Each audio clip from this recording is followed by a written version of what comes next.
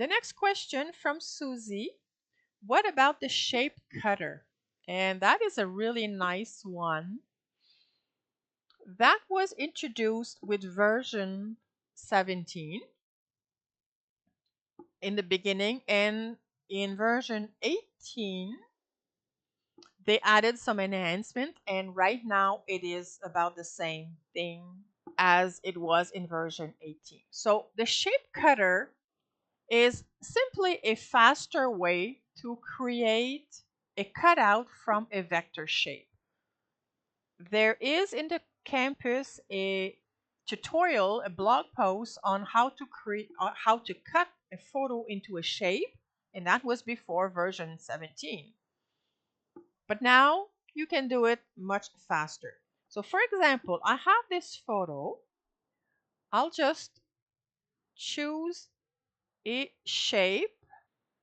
Let's say I want to watch the birds while having my coffee. So I'll make a cup of coffee or to cover the bird. The old way was to lower the opacity and just, align your shape. That's easy. But now there is the option here with the cutter preview. It will show you exactly what it looks like. And if you say, oh, I'd like to have it a bit bigger, I want it more on this side. Now that you have a good idea, you will cut here, use the shape cutter itself. And what you will get is actually two versions of that cutout.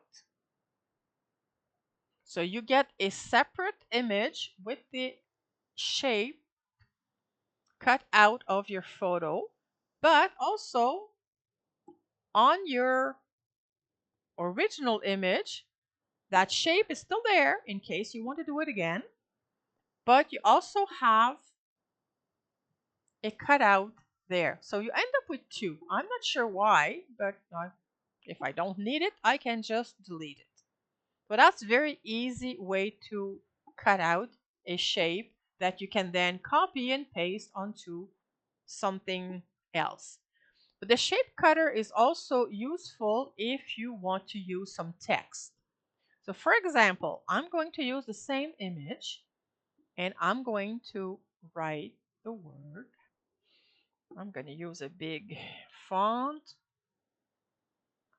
and, well, the big font, but that was a very small size. Let's make it really big. And I want it filled, not outlined. Let's accept this, but I'm going to make it much, much larger.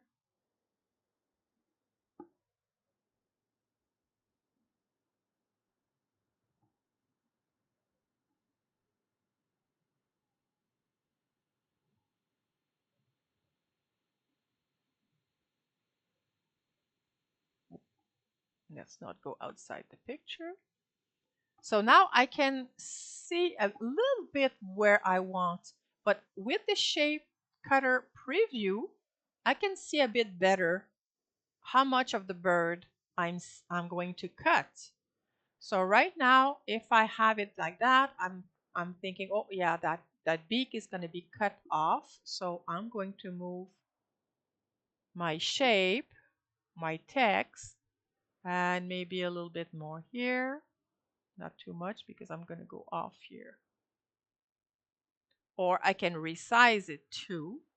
So if I see pretty much what I want that is featured now and seen through, then I can cut. And again, I get two copies, one on its own layer and one on the original image. Which is also interesting because maybe what I want to do here is apply an effect to the background. Maybe I want to blur the background or I want to darken the background. Maybe I go to adjust, brightness, contrast, and I can lower the brightness and get something like that. Maybe that's what I want. Because right now they are perfectly aligned. If I don't want them to move, I can select them both and link them. Okay. Again, you see it has to be promoted to a full layer, not a background. I guess it makes sense because just in case I need to move my layers, then I would not be able to move my background layer. So this is something that you could have done before without the shape cutter, but it just makes it a little faster, just a little bit more convenient. So as long as you have a vector, whether it's a shape, whether it's text, or it could be a hand-drawn shape if you want, you will get the cutter as an option here in the tools. So it might be something you will want to play around. It could be fun if you want, for example, to create a title with a different image in different letters. It's very easy. You type one letter, you align it, you cut it, and you add it to your project. Super, super simple.